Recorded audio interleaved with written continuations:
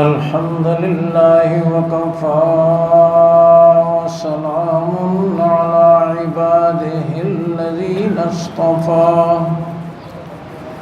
خصوصا على سيدنا ومولانا محمد المصطفى وعلى آله وأصحابه أجمعين أولي الصدق والصفاء.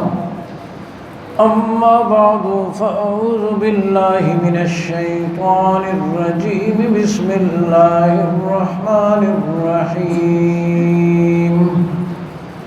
وتفقد الطير فقال ما لي لا أرى الهدهد أم كان من الغائبين لأعذبنه عذابا شديدا أو لأذبحنه أو ليأتيني بسلطان مبين. فمكث غير بعيد فقال أحطت ما لم تحط به وجئتك من سبأ بنبأ يقين. وقال تعالى وإن تعدوا نعمة الله لا تحصوها. وقال تعالى وإن من شيء إلا يسبح بحمده ولكن لا تفقهون تسبيحهم. وقال تعالى وفي ذلك فليتنافس المتنافسون. وقال تعالى إن أكرمكم عند الله أتقاكم. وقال تعالى ولقد نصركم الله ببدر وأنتم أذلة. وقال تعالى وكان حقا علينا نصر المؤمنين. آمنت بالله وصدق الله العظيم.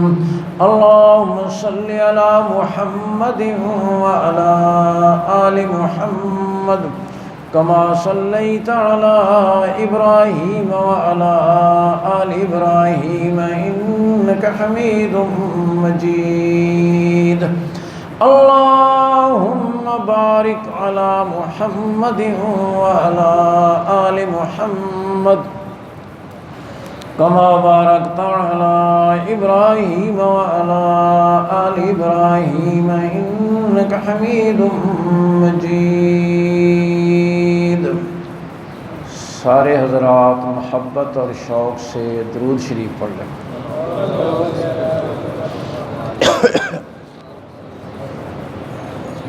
جن حضرات نے درود شریف پڑھا ہے اور درود شریف کو مانتے ہیں میرے سامنے تشریف فرمائیں. تھوڑا آگے آگے تشریف لیں. جس نے نہیں پڑھا یا نہیں مانتا درود شریف کو بیٹھا رہے اپنی جگہ پر. اور جو نوجوان ٹیک لگائے بیٹھے ہیں وہ دیوار چھوڑ دیں ورنہ ان کی جوانی مشکوک ہو جائے گی کہ پتہ نہیں جوان کوئی بوڑھا یا بیمار ہو بے شک ٹیک لگائے رکھیں. جزاکم اللہ.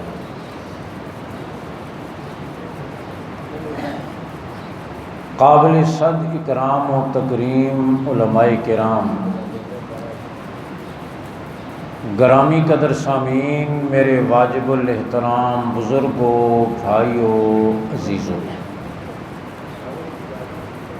میں شکر گزار ہوں میزبان محترم اپنے بہت ہی مخلص دوست اور بھائی جناب حاجی عبدالقدیر صاحب کا اور عزیز محترم فاضل نوجوان مولانا عبدالکبیر صاحب اور مولانا عمران صاحب، دیگر علماء کرام کا اور آپ سب حضرات کا کہ آپ کی زیارت اور ملاقات کا موقع نصیب ہوا. میں مسجد ابو ہریرہ میں سنگ بنیاد اور آغاز سے ہی یہاں حاضری دے رہا ہوں، لیکن اس مرتبہ کافی عرصے کے بعد آنا ہوا اور الحمدللہ اس مسجد کی دوسری منزل کی تعمیر بھی ہو چکی ہے. اس پر میں آپ تمام حضرات کو مبارکباد پیش کرتا ہوں. اللہ رب العزت ہماری صلاحیتوں کو اپنے دین کی سربلندی کے لیے قبول فرمائے. دوستو، مسجد کی تعمیر اور مسجد سے تعلق اور مسجد کی محبت اتنا عظیم عمل ہے کہ امام الانبیاء صلی اللہ علیہ وسلم، اس وقت یہ میرا موضوع نہیں، لیکن میں چلتے چلتے ایک بات عرض کرتا چلا جاؤں کہ امام الانبیاء صلی اللہ علیہ وسلم کی مسجد میں 9 ہجری تک تیل کا چراغ نہیں جلا، اندھیرے میں مسجدیں ہوتی تھیں، نمازیں ہوتی تھیں۔ حضرت تمیم داری رضی اللہ تعالیٰ عنہ اپنے تجارتی سفر میں گئے، انہیں کہیں چراغ نظر آیا تو وہ مسجد نبوی کے لیے چراغ خرید کر لے آئے، چراغ جلایا، مسجد روشن ہوئی۔ امام الانبیاء صلی اللہ علیہ وسلم اتنا خوش ہوئے، آپ نے فرمایا تمیم نے مسجد کو روشن کیا ہے، اگر کوئی میری بیٹی ہوتی میں تمیم کے نکاح میں دے دیتا۔ آپ اندازہ فرمائیں حضور اقدس صلی اللہ علیہ وسلم نے ایک مبارک جملے سے امت کو مسجد سے تعلق اور مسجد کی ضروریات میں تعاون کرنے پر کتنی بڑی بشارت سنائی۔ دعا کرو اللہ ہمیں مسجد سے تعلق نصیب فرمائے، اور کیسا تعلق نصیب فرمائے؟ ایسا تعلق جیسے مچھلی کا تعلق پانی کے ساتھ ہوتا ہے۔ مچھلی پانی میں روزانہ 2 گھنٹے رہتی ہے، 4 گھنٹے رہتی ہے؟ بولو، 24 گھنٹے رہتی ہے۔ اس کی زندگی کا پانی کے بغیر کوئی تصور نہیں۔ ایک لمحہ کے لیے اس کو پانی سے الگ کر دیں، تڑپ کے ختم ہو جائے گی۔ اس کی زندگی کا پانی کے بغیر کوئی تصور نہیں۔ مسلمان کی ایمانی اور روحانی زندگی کا مسجد سے تعلق کے بغیر کوئی تصور نہیں۔ مسجد سے کٹ جائے روحانی طور پر ختم ہو جائے گا۔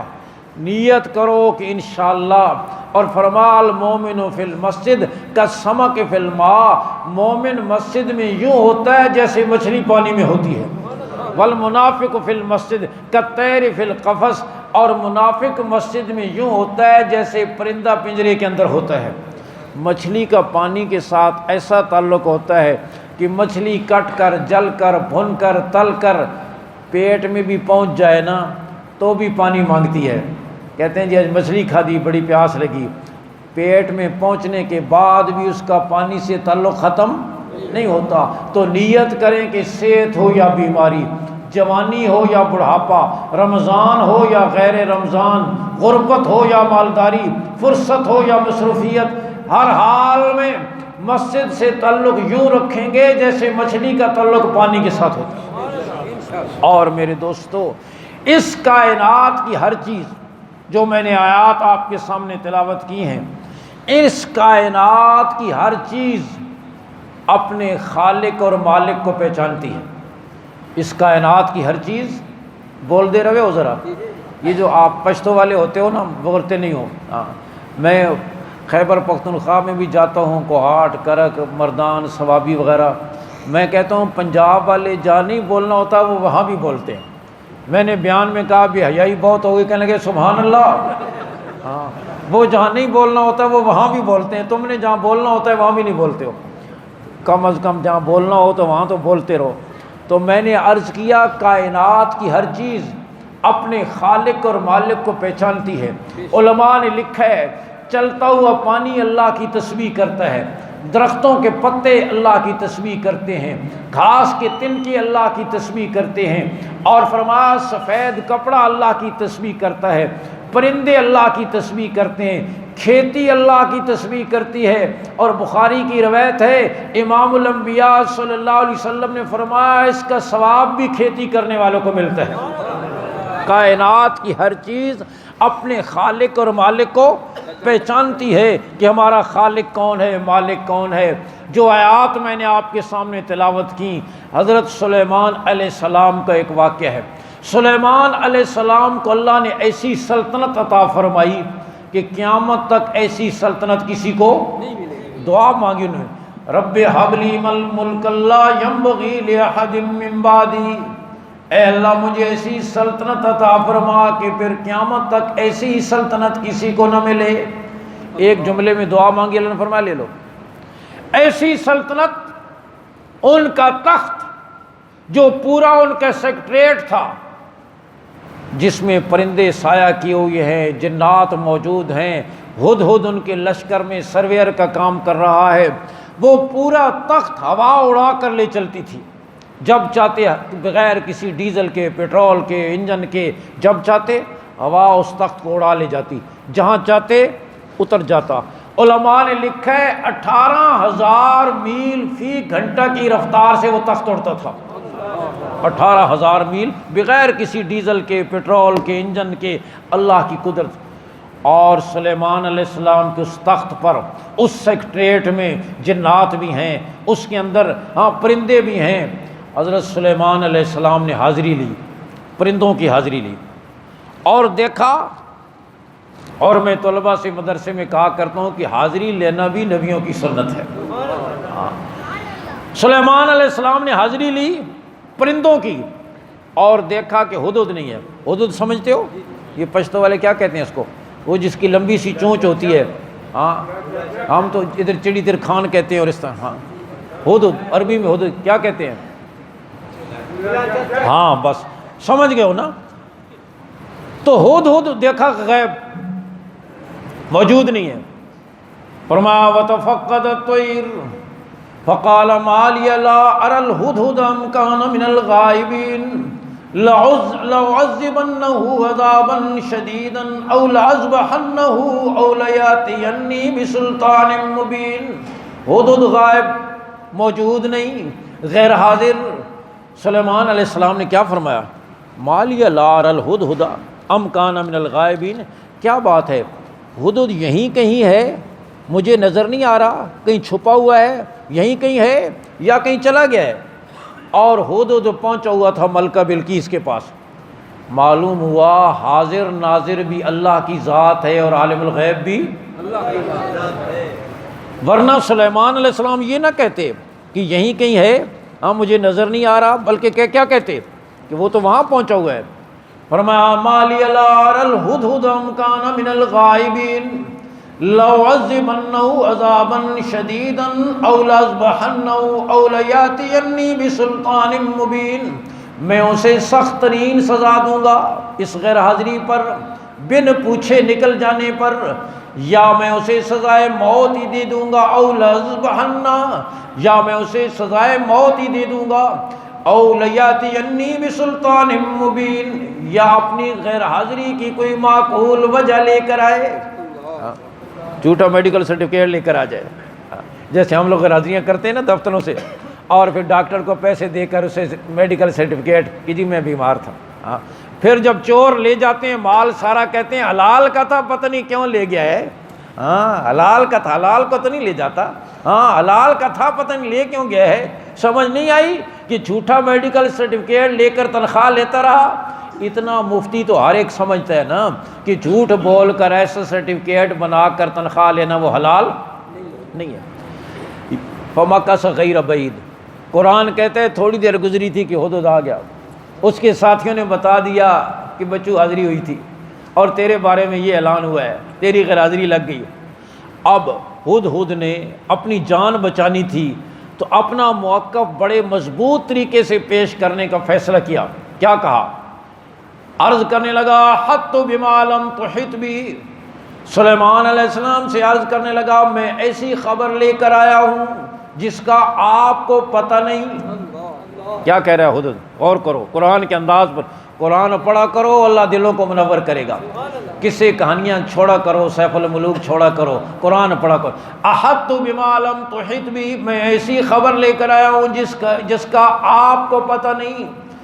وجیتک من سبع بنبع یقین، ملک سبا سے میں ایک یقینی خبر لے کر آیا ہوں جس کا آپ کو پتہ نہیں۔ ہدہد کی چھوٹی سی سری، اور اس کو بھی پتہ ہے کہ نبی عالم الغیب نہیں ہوتا۔ مولوی کا اتنا بڑا سروڑا کٹے جتنا اور اس کو سمجھ نہیں آتی۔ ہدہد کیا کہہ رہا ہے؟ احط بما لم تحط بھی، میں ایسی خبر لے کر آیا ہوں جس کا آپ کو پتہ نہیں، ملک سبا سے یقینی خبر لے کر آیا ہوں۔ اور کیا خبر تھی ذرا غور کر، جو بات میں عرض کرنا چاہتا۔ انی وجدت امرأة تملکہم وأوتیت من کل شیء ولہا عرش عظیم، میں نے ایک عورت کو دیکھا کہ جو مردوں پر حکمرانی کر رہی ہے، میری تو کھوپڑی گھوم گئی، میرا دماغ گھوم گیا کہ مرد سارے نائل ہو گئے.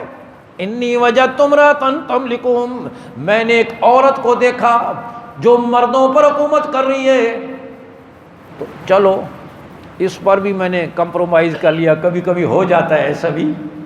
لیکن اس سے بڑھ کر جس چیز نے مجھے حیران کیا، انی وجدتھا وقومھا یسجدون للشمس من دون اللہ. ہائے ہائے، چھوٹا سا پرندہ کیا تڑپ اٹھا. انی وجدتھا وقومھا یسجدون للشمس من دون اللہ، میں نے اس عورت کو دیکھا اور اس کی قوم کو دیکھا اللہ کو چھوڑ کر سورج کو سجدہ کر رہے ہیں.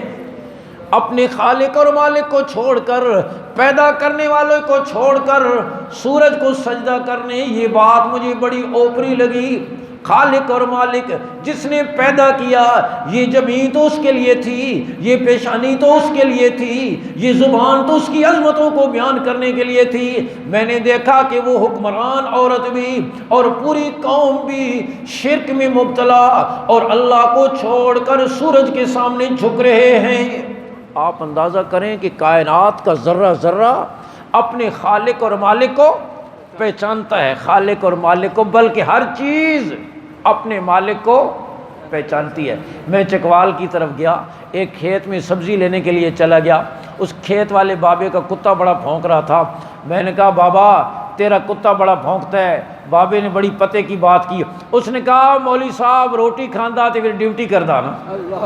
اس نے کہا مولوی صاحب روٹی کھاندا تے پھر ڈیوٹی کردا. میں نے کہا کتا اپنے مالک کی روٹی کا خشک ٹکڑا کھا کر، لسی یا پانی کے ایک گھونٹ پی کر، رات ہو یا دن، گرمی ہو یا سردی، بارش ہو یا طوفان، ٹھنڈی ہوا ہو یا گرم لو، اپنے مالک کا دروازہ چھوڑتا نہیں ہے. اور انسان ان گنت نعمتیں کھا کر مالک کے دروازے پر آتا نہیں.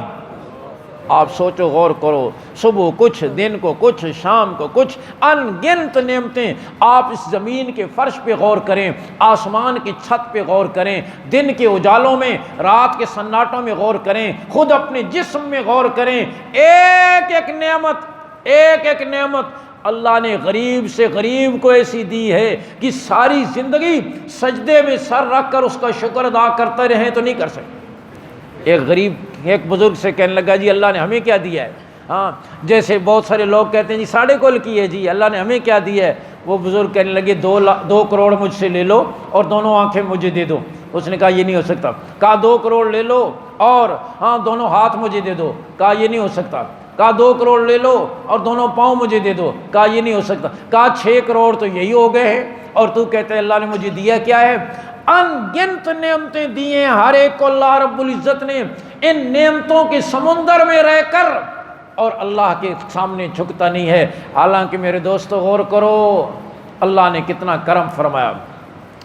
کرم فرمایا کہ رب ذوالجلال نے ساری مخلوق کو، ہاتھی، اونٹ جیسے جانور آپ نے دیکھے، بیل، گائے، بھینس جیسے، زمین سے کوئی کھانے کی چیز اٹھانی ہو تو منہ نیچے کر کے اور اس چیز کو اٹھا لیتے ہیں. اللہ نے ہمیں ایسے نہیں بنایا. ہاتھ دیے ہیں، کوئی چیز نیچے ہو تو ہاتھوں کے ذریعے اٹھا کر منہ تک لے جاؤ. رب ذوالجلال نے فرمایا میں نے ساری مخلوق کو سر نگوں بنایا. انسان تجھے میں نے سر بلند بنایا تاکہ تیرا سر کھانے پینے کی چیزوں پر نہ جھکے، صرف اور صرف میرے سامنے جھکے. یہ سر میں نے صرف اپنے سامنے جھکنے کے لیے بنایا، کسی اور کے سامنے جھکنے کے لیے نہیں. اسی لیے امام الانبیاء صلی اللہ علیہ وسلم نے فرمایا لو کنت آمر احدا ان یسجد لاحد لامرت النساء یسجدن لازواجہن. میری شریعت میں اللہ کے علاوہ کسی اور کو سجدہ کرنے کی اجازت ہوتی تو میں بیوی کو حکم کرتا کہ وہ شوہر کو سجدہ کرے.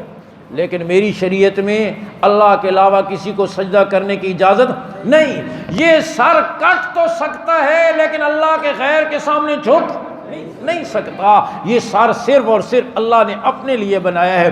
اور یہ جبیں اللہ کے سامنے جھک جائے تو یہ عزت کی، اللہ کے سامنے جبیں کو جھکا دینا، مٹی پہ رکھ دینا، یہ ذلت کی انتہا ہے یا نہیں؟ آدمی ہاتھ باندھ کے کھڑا ہوتا ہے، پھر رکوع میں چلا جاتا ہے، پھر پیشانی زمین پہ رکھ دیتا ہے. جو پیشانی دن میں کتنی دفعہ شیمپو سے دھوتا ہے، اس کو مٹی پر رکھ دیتا ہے، یہ ذلت کی انتہا ہے۔ اور دوستو ذلت کی انتہا اس کے سامنے ہوتی ہے جس کی عزت کی کوئی انتہا نہ ہو۔ ذلت کی انتہا اس کے سامنے، سجدہ کسی اور کو جائز نہیں، کیوں کہ سجدہ ذلت کی انتہا ہے، اور ذلت کی انتہا اس کے سامنے ہوتی ہے جس کی عزت کی کوئی انتہا نہ ہو۔ تو دوسروں کے سامنے سر جھکا دینا یہ ذلت، اور اللہ کے سامنے سر جھکا دینا یہ عزت کی انتہا ہے۔ اسی لیے ایک بزرگ اللہ والے فرماتے ہیں، ایک بزرگ اللہ والے فرماتے ہیں اگر کل قیامت کے دن مجھے اختیار دے دیا جائے یا جنت میں چلے جاؤ یا سجدے میں چلے جاؤ تو میں سجدے میں چلا جاؤں گا، اس لیے کہ جنت میں چلے جانا میرے نفس کی خوشی ہے، سجدے میں چلے جانا میرے رب کی خوشی ہے، سجدے میں چلے جانا میرے رب کی خوشی ہے۔ اسی لیے امام الانبیاء صلی اللہ علیہ وسلم اتنا طویل سجدہ فرماتے، صحابہ فرماتے ہیں بعض اوقات گمان ہونے لگتا کہ شاید روح پرواز کر گئی۔ بخاری کی روایت ہے آقا صلی اللہ علیہ وسلم نے اتنا طویل، ہم تو نماز تو چل میں آئے ٹھکا ٹھک ٹھکا ٹھک، مسجد میں سب سے زیادہ جلدی میں ہوتے ہیں، لیکن امام الانبیاء صلی اللہ علیہ وسلم نے امت کو کیا سکھایا، کیسی نماز سکھائی، کیسا سجدہ سکھایا۔ صحابہ فرماتے ہیں لمبا سجدہ، رب ذوالجلال نے جبریل امین کو بھیجا، زمین بھیگ گئی، نبوت کے آنسوؤں سے تر ہو گئی۔ رب ذوالجلال نے جبریل امین سے فرمایا جبریل جلدی پہنچ، میرے محبوب سے جا کر پوچھو نا معیوب کی کہ کس چیز نے آپ کو رلایا۔ اللہ سے کوئی چیز پوشیدہ نہیں، لیکن میرے رب اعزاز کے لیے اپنے محبوب سے پوچھ رہا ہے معیوب کی کہ میرے محبوب آپ کو کس چیز نے رلایا۔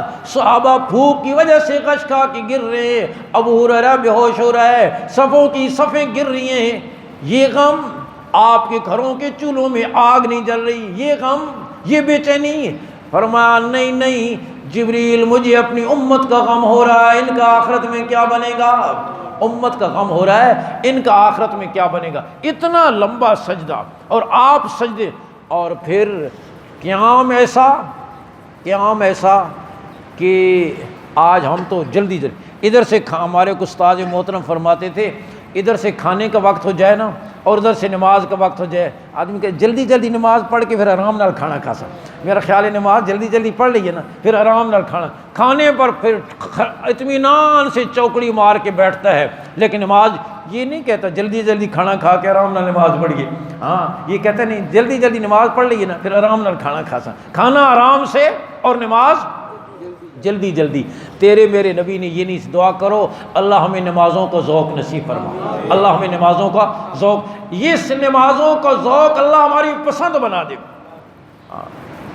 حضور کی پسند یہی تھی۔ کنز المال کی روایت ہے حضرات صحابہ کرام تشریف فرما ہے، نبوت کا سراج منیر اپنے جان نثاروں کے جھرمٹ میں آپ صلی اللہ علیہ وسلم نے فرمایا حبب الی من دنیاکم ثلاث، تمہاری دنیا سے 3 چیزیں میرے لیے محبوب بنا دی گئیں اللہ کی طرف سے۔ یہ نہیں فرمایا مجھے محبوب ہیں، فرمایا تمہاری دنیا سے میرے لیے اللہ کی طرف سے 3 چیزیں محبوب بنا دی۔ کون سی 3 چیزیں؟ آپ صلی اللہ علیہ وسلم نے فرمایا طیب، خوشبو مجھے پسند، اللہ کی طرف سے خوشبو میرے لیے محبوب بنا دی۔ میں کہتا ہوں حضور کو خوشبو سے محبت اور خوشبوؤں کو حضور سے محبت۔ آپ صلی اللہ علیہ وسلم جن راہوں سے تشریف لے جاتے بعد میں آنے والی خوشبوئیں پتہ دیتی تھیں کہ حضور یہاں سے تشریف لے گئے۔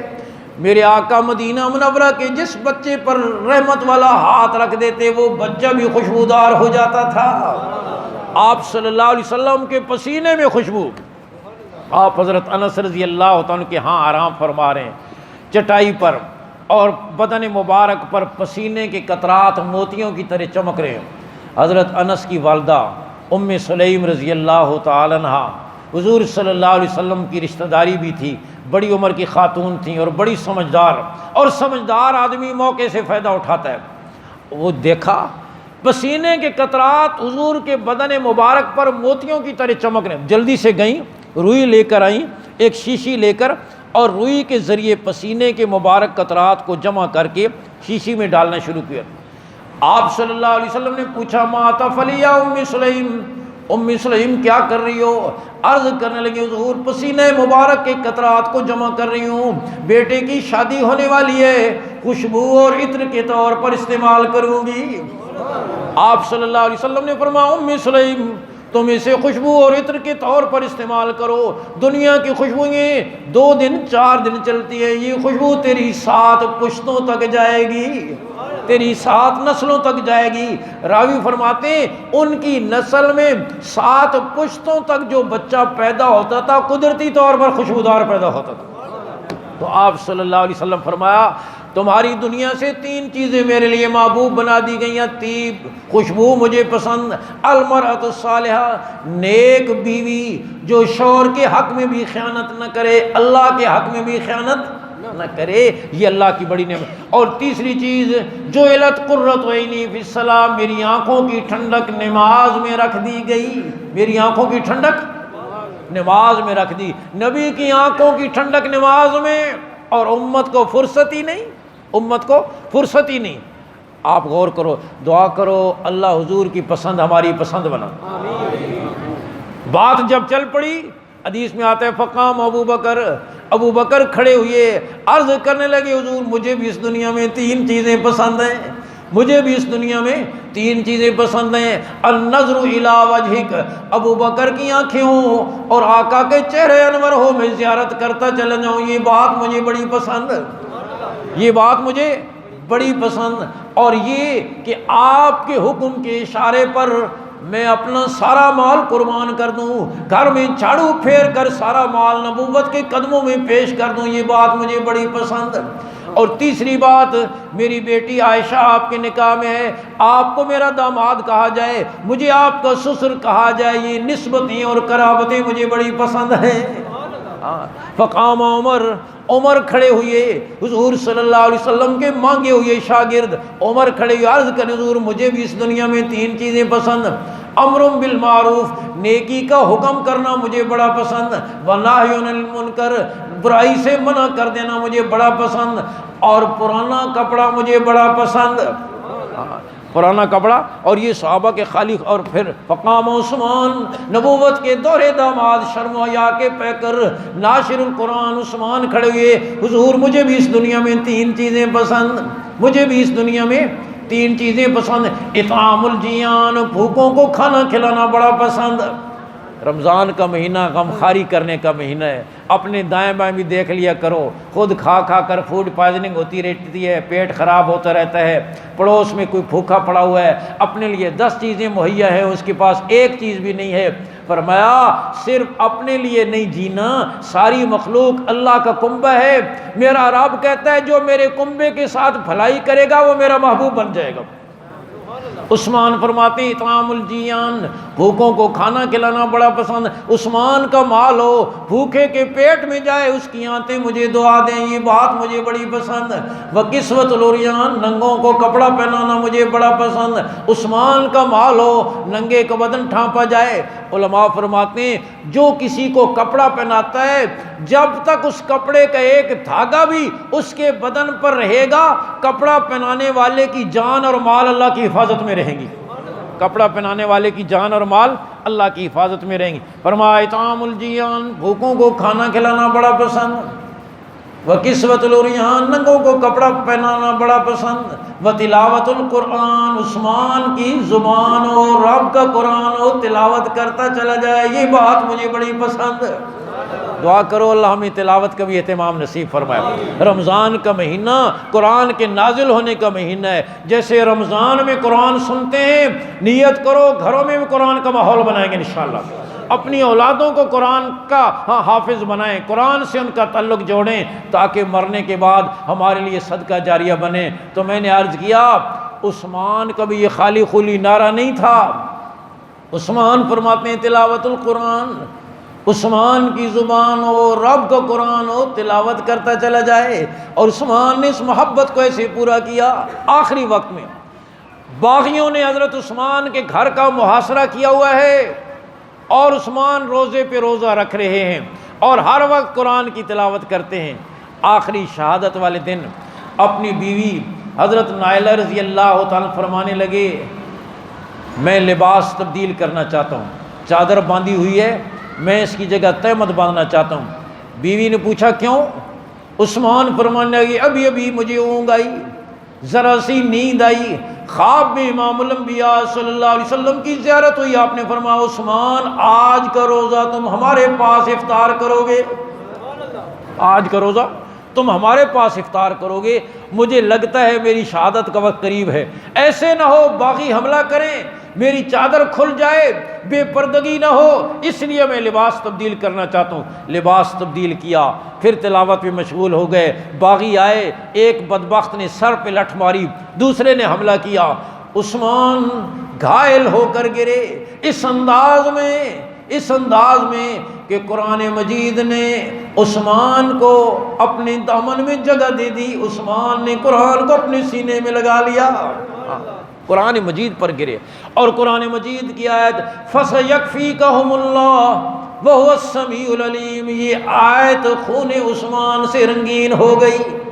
ہم 2 سال پہلے ہم سمرقند گئے، بخارا سمرقند، تو سمرقند میں وہ قرآن مجید وہاں عجائب گھر میں موجود ہے جو حضرت عثمان اس وقت شہادت کو تلاوت کر رہے تھے، اور وہی صفحہ جس پر اس خون کے مبارک خون کا قطرہ اب بھی وہاں موجود ہے، شیشے کے کیس میں رکھا ہوا ہے، ہاں زیارت کراتے ہیں ہاتھ نہیں لگانے دیتے، اس آیت پر خون کا قطرہ اب بھی موجود ہے۔ میں عرض کر رہا ہوں اس انداز میں حضرات صحابہ کرام کو اعمال سے محبت، اللہ کی بندگی سے محبت، حضور صلی اللہ علیہ وسلم کی ذات سے محبت، اللہ کے حکم کے اشارے پر اپنا سب کچھ قربان کرنا، یہ ان کے لیے سعادت۔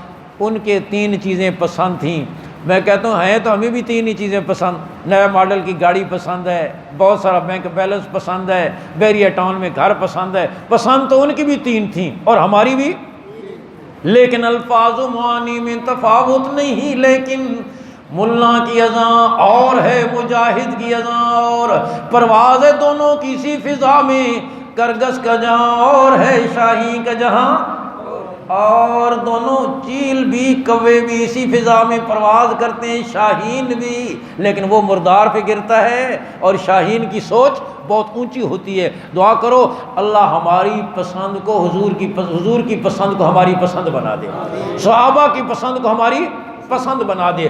تو میں عرض کر رہا ہوں اللہ رب العزت کی ہر چیز تسبیح کرتی ہے، ہر چیز اس کی بندگی کرتی ہے اور اپنے خالق اور مالک کو پہچانتی ہے۔ دعا کرو اللہ ہمیں اس ماہ مبارک میں جو گنتی کے دن رہ گئے ہیں، آدھا مہینہ گزر گیا ہے، نیت کرو انشاءاللہ رب کو راضی کریں گے، انشاءاللہ اس کی حمد و ثنا کریں گے، قرآن سے تعلق جوڑیں گے۔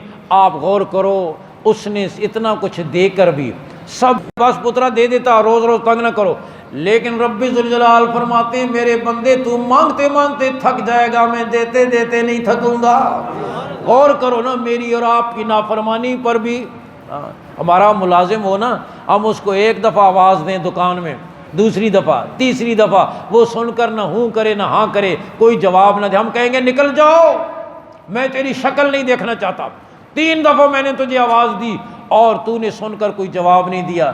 لیکن دوستو غور کرو نا، 5 وقت مسجد کے میناروں سے اللہ اکبر اللہ اکبر، کائنات کے خالق اور مالک کا بلاوا، حی علی الصلاۃ حی علی الفلاح کی ندا کان پہ جوں نہیں رنگتی، چلتی ہوئی گاڑی نہیں رکتی، چلتا ہوا قلم نہیں رکتا، دکان کا شٹر نیچے نہیں ہوتا، کان پہ جوں بھی نہیں رنگتی، پھر بھی وہ رزق کے دروازے بند نہیں کرتا، پھر بھی وہ میٹھی نیند سلاتا ہے، پھر بھی وہ نعمتیں دے رکھی ہیں، دروازے بند نہیں۔ ہمارا بیٹا ہماری نافرمانی کرے نا، 2 سال 4 سال 5 سال برداشت کریں گے، پھر آخر اخبار میں دے دیں گے عبد الشکور ولد عبد الغفور نے اپنے بیٹے کو مسلسل نافرمانی کی بنا پر جائیداد منقولہ غیر منقولہ سے آگ کر دیے، آج کے بعد میں اس کے کسی قول فعل کا ذمہ دار دے دیتے ہیں یا نہیں دیتے؟ حالانکہ تو اس کا خالق نہیں ہے، پیدائش کا سبب ہے، لیکن خالق تو رب ہے۔ لیکن غور کرو وہ خالق اور مالک اتنی نافرمانیاں اور گناہ دیکھ کر بھی رزق کے دروازے بند نہیں کرتا، رحمت کے دروازے بند نہیں کرتا، اتنے گناہ کر کے بھی فرمایا تو اس کو راضی کرنے کے لیے باپ ناراض ہو جائے نا، بیٹا اس کو راضی کرنے کے لیے جائے، جرگا وغیرہ کرے، باپ پہلے دل کا غصہ نکالے گا، پترا تو کیتا کیڑی شکل لے کے میرے کو لا گیا، دل کی بھڑاس نکالے گا، پھر جا کر کہیں راضی ہوگا۔ ماں ناراض ہو جائے نا، بیٹا ایک دن راضی کرنے نہ جائے، دوسرے دن نہ جائے، چوتھے دن نہ جائے، 8ویں دن جائے، ماں کہے گی 8 دن کتنے مویا رہا ہوں، آج میں تینوں یاد آئی ہوں، پھر جا کر کہیں راضی ہوگی۔ لیکن رب ذوالجلال فرماتے ہیں تیری زندگی کے 70 سال گزر گئے میری نافرمانی کرتے ہوئے، میری بغاوت کرتے ہوئے، اب تو 70 سال کی عمر میں گرے ہوئے دانتوں کے ساتھ، کمزور بینائی کے ساتھ، جھکی ہوئی کمر کے ساتھ، لرزتے ہاتھوں کے ساتھ، کپکپاتی ٹانگوں کے ساتھ لاٹھی ٹیکتا ہوا میرے گھر پہ آ گیا۔ جانتا ہوں تیری جوانی کہاں گزری، جانتا ہوں تیری راتیں کہاں گزری، تیری جلوتیں خلوتیں کہاں گزری، سب کچھ جاننے کے باوجود میں تجھے تانا بھی نہیں دوں گا کہ کیا کرتا رہا۔ آ تو صحیح، ہاں ہم تو فٹافٹ تانا دیتے ہیں۔ میں پرسوں درس میں کہہ رہا تھا کہ بھائی کسی کو سمجھانا بھی ہو نا، ہاں خیر خواہی کرنی ہو، نرمی سے بات کرو، سب کے سامنے بے عزت نہ کرو، الگ سے اس کے ساتھ خیر خواہی کے ساتھ نرمی سے بات کرو۔ اور ہم تو کوئی مسجد میں آ جائے نا، اللہ کسی کو توفیق دے، بے نمازی مسجد میں آ جائے، او سارے نمازی کافرہ حج تو آ گیا ہوئے، ہاں ساری زندگی ادھر گزار دیتی ہے، ہن کی لینا، 100 چوہے کھا کے بلی حج پر، وہ آئندہ آئے گا ہی نہیں۔ ہاں تو فرمایا نرمی کے ساتھ کسی کو کہنا بھی ہو، نرمی کے ساتھ۔ رب ذوالجلال کے در پہ آ جا، رب کہتا ہے تو آ صحیح، میں تجھے تانا بھی نہیں دوں گا، تو کیا کرتا رہا۔ میں عرض کر رہا ہوں وہ ذات اتنی نعمتیں دے کر بھی دروازے بند۔ حضرت ذوالنون مصری رحمہ اللہ ایک بزرگ گزرے ہیں، کہتے ہیں میں دریا کے کنارے پر بیٹھا، کپڑے اتارے، چادر باندھی، کپڑے دھونے کے لیے بیٹھ گیا دریا کے کنارے پر، میں نے دیکھا کہ ایک بچھو دریا کے کنارے پر تیزی سے دوڑتا ہوا چلا رہا ہے، جیسے وزارت کا حلف اٹھانے جا رہا ہو، تیزی سے دوڑتا ہوا آ رہا ہے دریا کے کنارے پر۔ آگے کچھوا پہلے سے دریا میں اس کا منتظر تھا، بچھو نے جمپ لگایا کچھوے کی پیٹھ پر، کچھوا اس کو لے کر دریا کے دوسرے کنارے پر چل پڑا۔ میں نے یہ منظر دیکھا، میں نے کہا یہ کوئی خاص واقعہ ہے، چادر تو میں نے باندھی ہوئی تھی، میں بھی دریا میں اتر گیا کہ پیچھے جاؤں دیکھوں یہ کیا منظر ہے۔ کچھوے نے اس کو دوسرے کنارے پر پہنچایا، بچھو دوسرے کنارے پر پھر جمپ لگا کر اترا، خشکی پر دوڑنے لگا، میں بھی پیچھے پیچھے پہنچ گیا۔ آگے جا کر دیکھا کہ ایک نوجوان درخت کے نیچے سویا ہوا ہے، شراب کے برتن پاس پڑے ہوئے ہیں، کہیں شراب پی کر نشے میں دھو کر سو گیا۔ ایک سانپ تیزی سے اس کو ڈسنے کے لیے اس کی گردن کے قریب پہنچ رہا ہے، یہ بچھو جھٹ سے گیا، سانپ سے چمٹ گیا اور سانپ مر گیا۔ اس شور شرابے میں اس نوجوان کی آنکھ کھل گئی، میں بھی اتنی دیر میں پہنچ گیا۔ میں نے اسے بتایا یہ بچھو کہاں سے چلا، کچھوے نے کیسے اس کو دریا پار کرایا، کیسے یہ بروقت پہنچا، کیسے یہ سانپ پہ حملہ آور ہوا اور کیسے تیری جان بچی۔ اور میں نے کہا یا راکدن والجلیل یحفظہ من کل سوء یکون فی الظلم، یا راکدن والجلیل یحفظہ من کل سوء یکون فی الظلم، اے سونے والے تو رب کی نافرمانی کر کے بغاوت کر کے اس کو بھول کر سو گیا، لیکن اس نے تو تجھے نہیں بھلایا، تو نے تجھے بھلایا لیکن اس نے تجھے نہیں بھلایا۔ کہاں سے بچھو چلا، کیسے دریا پار کیا، کیسے تیری جان بچائی، تو اسے بھول کر سو گیا لیکن اس نے تجھے نہیں بھلایا۔ ہم اس کی نعمتوں کے سمندر میں غوطے کھا کر اسے بھولے ہوتے ہیں لیکن اس کی رحمت ہمیں۔ امام فخر الدین رازی فرماتے ہیں دعا کرو آخری اشرا آ رہا ہے، اللہ ہمیں اس کی بھی قدردانی نصیب فرمائے۔ حضرات صحابہ کرام جیسے جیسے دن تھوڑے ہوتے جاتے تھے ان کی عبادت بڑھتی چلی جاتی تھی، آخری عشرے میں تو حد نہیں رہتی تھی۔ ہمارا معاملہ الٹ ہے، جیسے جیسے دن تھوڑے ہوتے ہیں نا اتنا اتنا سستی، نمازوں میں سستی، تراویح میں سستی، قرآن سننے میں سستی، ایک دفعہ ختم ہو جائے تو پھر تو مسجد کرا وہ ختم ہو گیا جی، قرآن ختم ہو گیا۔ آخری عشرہ پھر ہمارا بازاروں میں چوڑیاں اور مہندی خریدنے کی نظر ہو جاتا ہے، اور 20 کے بعد تو پھر یہی گئے جی، بس ہن کی رہ گیا جی، 29 حسن کی 30 حسن، 29 ہوں گے یا 30 ہوں گے، 29۔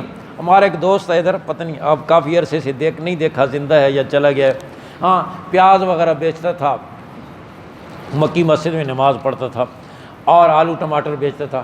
تو اعتکاف میں ایک سال بیٹھا تو ہمارے ایک عزیز مسجد میں گئے 28 رمضان کو، تو کہنے لگا حافظ صاحب کوئی چاند کا درک مرک لگا ہے یا نہیں لگا؟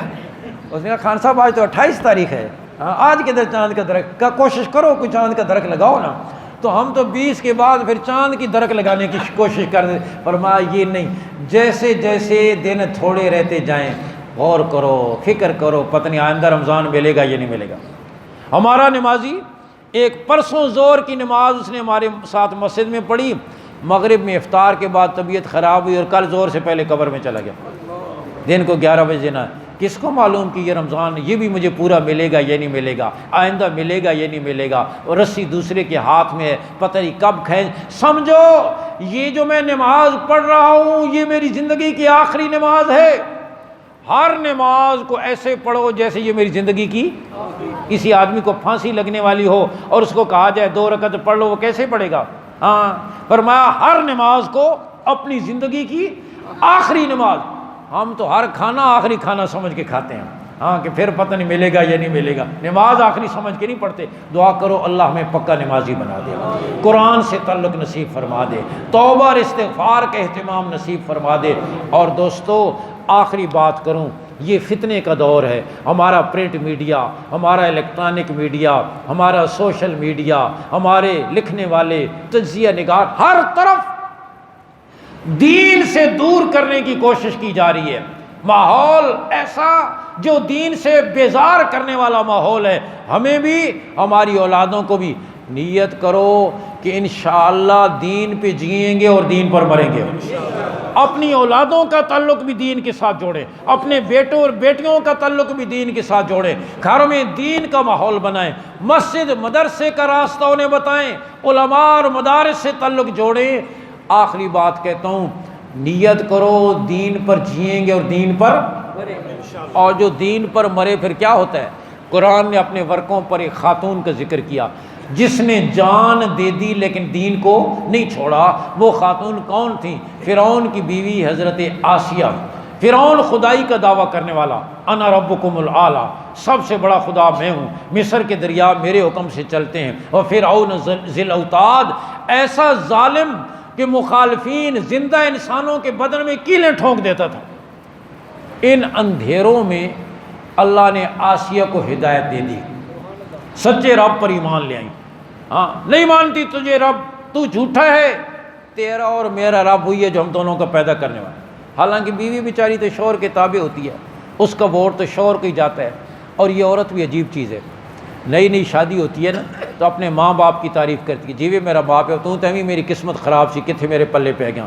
ماں باپ کی تعریف، سب کچھ وہی کر رہے ہیں۔ پھر جب ماں باپ فوت ہو جاتے ہیں نا، پھر بھائیوں کی تعریف، جی میرا بھائی طارق محمود، خالد محمود، بہت بہت اچھے بھائی ہیں، سب کچھ وہی کر رہے ہیں۔ ہاں، اور پھر جب بھائیوں کی ہو جاتی ہیں شادیاں، بھابیاں آ جاتی ہیں، ان سے تعلق بگڑتا ہے، پھر ادھر سے اپنے بیٹے ہو جاتے ہیں، جیون میرے پتر بہت لائق، تیرے تے تو گئے ہی نہیں نا، بالکل بہت لائق بچے ہیں۔ پھر جب بیٹوں کی شادیاں ہو جاتی ہیں نا اور بہو آ جاتی ہیں، ان سے تعلق بگڑتا ہے، پھر موڑ جوڑ کے آتی ہے، استاد جی دعا کرو، جیوے میرے سر دے سائیں حاجی غلام رسول جی، استاد جی دعا کرو، حاجی صاحب جیندے رہن جی، کون پوچھتا نہیں جی، نو بھی نہیں پوچھتی ہیں جی، پتر بھی کوئی نہیں، موڑ جوڑ کے آتی تیرے در پر، لیکن وقتی طور پر تعلق ایسا ناز کا ہوتا ہے کہ وہ نخرے کرتی ہے۔ میں عرض کر رہا ہوں ان اندھیروں میں اللہ نے آسیہ کو ہدایت دی تھی، سچے رب پر ایمان لے، فرعون کی خدائی کا انکار کر دیا۔ فرعون بڑا سٹ پٹایا، آسیہ کو پیکج دیا، اتنا ڈالر سونا چاندی لے لو، مجھے رب مان لو، عالمی اتحاد میں شامل ہو جاؤ۔ آسیہ نے کہا ایمان بیچنے کی چیز نہیں ہوتی، بچانے کی چیز ہوتی ہے۔ تبلیغ والے کہتے ہیں محنت کی چیز ہوتی ہے، سنوارنے کی چیز ہوتی ہے، نہیں مانتی تجھے رب۔ فرعون بڑا پریشان ہوا، لوگوں نے بھی طعنہ دیا، خدا بنا پھرتا ہے، بیوی تو مانتی نہیں ہے، اور یہ سیاسی لوگ گھر سے ہی ووٹ نہ ملیں پھر تو جان نکل جاتی ہے۔ فرعون نے فیصلہ کیا آسیہ کو سولی پر چڑھا دیا جائے، پکڑا، دیوار سے لگایا، ہاتھ پاؤں لمبے کیے، بازو لمبے کیے، اور ان کے ہاتھ پاؤں اور بدن میں کیلیں ٹھونک دی۔ غور کرو، ایک طرف ظالم حکومت، ایک طرف کمزور خاتون جس کے بدن میں کیلیں ٹھک گئی ہیں۔ اس وقت میرے دوستو آسیہ نے سچے رب کو پکارا، اور دوستو یہ وہ دروازہ ہے جو رات دن کھلا ہوا ہے، امیر کے لیے بھی کھلا ہوا ہے، غریب کے لیے کھلا ہوا ہے، جمعے کو بھی کھلا ہے، جمعرات کو بھی کھلا ہے، لاک ڈاؤن میں رمضان کے بعد بھی کھلا۔ کوئی دروازہ ہفتے میں 5 دن کھلے گا جی، ہفتہ اتوار تو چھٹی ہوتی ہے، کوئی 6 دن کھلے گا. وہ پنجاب میں پاک پتن میں ایک بہشتی دروازہ ہے، سال میں 1 دفعہ کھلتا ہے. یہ وہ دروازہ ہے جو کبھی بند ہوتا ہی نہیں ہے. دعا کرو اللہ ہمیں اپنے در پہ آنے والا بنا دے، اپنے سامنے جھکنے والا بنا دے. آسیہ نے پکارا، قرآن نے آسیہ کی پکار کو اپنے ورقوں پہ نقل کیا. کیا کہا حضرت آسیہ نے؟ ہاتھ مخمل میں پلے تھے، میرے جن ہاتھوں پر کبھی گرد بھی نہیں پڑی تھی، آج تیرے دین کی محبت میں چھلنی ہو گئے. اے اللہ اگر تو راضی ہے تو مجھے کوئی پرواہ نہیں، اپنے پہلو اور پڑوس میں جنت میں میرا محل بنا دے اور فرعون کے ظلم سے مجھے نجات دے دے. آسیہ کی یہ پکار سیدھی آسمانوں پر پہنچی. رب کریم نے فرمایا او فرشتو، باقی لوگوں کو جنت کے محلات جنت میں پہنچنے کے بعد دکھائے جائیں گے، آسیہ کو جنت کا محل آج ہی دکھا دو. درمیان کے پردے ہٹ گئے، آسیہ کو جنت کا محل نظر آیا، روح پرواز کر گئی. فرعون کا باقی ظلم آسیہ کی ناش پہ واقع ہوا. اور کیا نوازا میرے رب نے آسیہ کو، امام الانبیاء، سید الانبیاء، خاتم الانبیاء صلی اللہ علیہ وسلم کی زوجہ محترمہ، ہم سب کی ماں ام المومنین حضرت خدیجہ کا انتقال ہونے لگا. آپ نے فرمایا خدیجہ جنت میں جاؤ تو اپنی سوکن کو میرا سلام کہنا. خدیجہ چونک اٹھی، حضور میں آپ کی پہلی بیوی اور میں ہی سب سے پہلے دنیا سے جا رہی ہوں، پھر جنت میں سوکن کہاں سے آ گئی؟ رحمتی دو عالم صلی اللہ علیہ وسلم نے فرمایا خدیجہ فرعون کی بیوی آسیہ نے شاہی زندگی چھوڑ دی، مالات کو چھوڑ دیا، سونے چاندی کو لات مار دی، زرق برق لباس چھوڑ دیا، بدن کو چھلنی کرا دیا، جان دے دی، لیکن دین کو نہیں چھوڑا. اللہ نے آسیہ کا نکاح جنت میں میرے ساتھ کر دیا. دنیا میں دشمن خدا کی بیوی، جنت میں محبوب خدا کی بیوی. اور کیا نوازا. آپ صلی اللہ علیہ وسلم معراج کے سفر پہ آپ کی سواری بیت المقدس سے اٹھی، جبریل امین ساتھ، مصر قریب. آپ نے فرمایا جبریل جنت کی خوشبو آ رہی ہے. یہاں جنت کی خوشبو کیسی؟ جبریل امین عرض کے حضور مصر قریب ہے، فرعون کی بیوی آسیہ کی قبر سے جنت کی خوشبو آ رہی ہے. میرے دوستو غور کرو، آسیہ کو یہ مرتبے کیوں ملے؟ اونچی ہیل والی جوتی کی وجہ سے، نئے ڈیزائن کے زیور کی وجہ سے، زرق برق لباس کی وجہ سے، محل میں رہنے کی وجہ سے؟ نہ دین پر سب کچھ قربان کرنے کے. یاد رکھو دین قیمتی، جو دین کے ساتھ جڑ گیا وہ بھی. قرآن نے اپنے ورقوں پر گھوڑوں کی قسم کھائی، والعادیات ضبحا فالموریات قدحا فالمغیرات صبحا فأثرن به نقعا.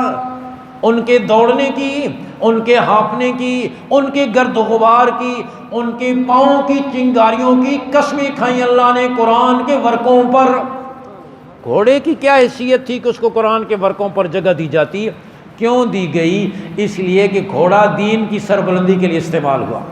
میرے دوستو گھوڑا دین کی سربلندی کے لیے استعمال ہو جائے، ایک جانور اتنا قیمتی بن جائے، حضور کا امتی استعمال ہو جائے گا، کتنا قیمتی بن جائے گا. تو نیت کرو دین پہ جئیں گے، انشاءاللہ دین پہ مریں گے.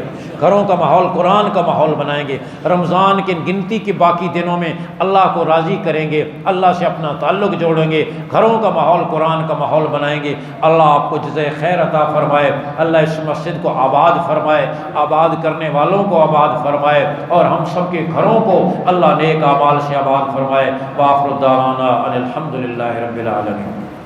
الحمدللہ رب العالمین والعاقبۃ للمتقین والصلاۃ والسلام علی رسولہ محمد وآلہ وآل بیتہ واصحابہ اجمعین.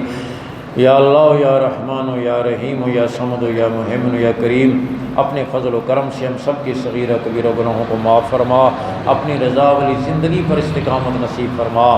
ماہ مبارک کا جو وقت گزر گیا، اس میں جو غفلت ہوئی، گناہ ہوئے، سستی ہوئی، کوتاہی، اللہ معاف فرما. تیری توفیق سے جو نیکی ہوئی اپنے فضل و کرم سے اللہ قبول فرما. اے اللہ جو دن باقی ہیں، اے اللہ ان کے ایک ایک لمحے کی قدردانی نصیب فرما. اے اللہ اعتکاف کی دولت نصیب فرما، لیلۃ القدر کی عبادت نصیب فرما. بقیہ دنوں میں بھی شوق سے قرآن سننے کی توفیق نصیب فرما، عبادات کا اہتمام نصیب فرما. اے اللہ اس مہینے کو ہماری مغفرت کا ذریعہ فرما، دلوں کے زنگ دور ہونے اور سیاہیوں کے دور ہونے کا ذریعہ فرما، اپنی رضا کا ذریعہ فرما، حضور صلی اللہ علیہ وسلم کی سچی غلامی کا ذریعہ فرما. ہمارے گھروں کو اللہ نیک اعمال سے آباد فرما. یا اللہ یا کریم اس مسجد کو آباد فرما، ہمارے بھائی حاجی عبدالقدیر صاحب اور ان کے ساتھیوں کی مسائی جمیلہ کو قبول فرما، اے اللہ شب و روز محنت اور کوشش پر بہترین بدلہ عطا فرما، ان کی نسلوں تک کو دین کی سربلندی کے لیے قبول فرما۔ اس مجمع میں جو بھی دکھی اللہ اس کو دکھ دور فرما، اس کی پریشانی دور فرما، اس کی حاجت کو پورا فرما، روحانی جسمانی بیماریوں سے صحت نصیب فرما، اس موجودہ وبا سے پوری امت کو محفوظ فرما، ہماری اولادوں کو ہماری آنکھوں کی ٹھنڈک بنا، صدقہ جاریہ بنا، اے اللہ رزق حلال کی وسعتیں نصیب فرما، ہمارے حلال مالوں کو دین کی سربلندی کے لیے، دین کی اشاعت کے لیے، مساجد کے لیے، مدارس کے لیے قبول فرما، اے اللہ غلط کمائیوں سے محفوظ فرما، غلط جگہ پر خرچ کرنے سے محفوظ فرما، حرام کے لقمے سے ہماری اور ہماری اولادوں کو محفوظ فرما، اے اللہ دنیا بھر کے مظلوم مسلمانوں کی مدد فرما، ہمارے بزرگ عزیز والدین اساتذہ مشائخ جو چلے گئے ان کی کامل مغفرت فرما، ہم جو جانے والے اللہ ہمیں ایمان پر خاتمہ نصیب فرما، کلمے پر موت دے کر اپنے محبوبوں کے ساتھ حشر فرما، تیرے محبوبوں نے محبوب الانبیاء صلی اللہ علیہ وسلم نے تجھ سے جتنی خیریں مانگی ہیں اپنے فضل سے ہمیں نصیب فرما، جتنے فتنوں سے پناہ مانگی ہے ان سے ہماری حفاظت فرما، وصلی اللہ تعالی علی رسول خیر خلقی محمد و علی آل بیتی و اصحابہ اجمعین آمین۔ روکیے کے لے لیں آپ کر دو کرنا چاہتے ہیں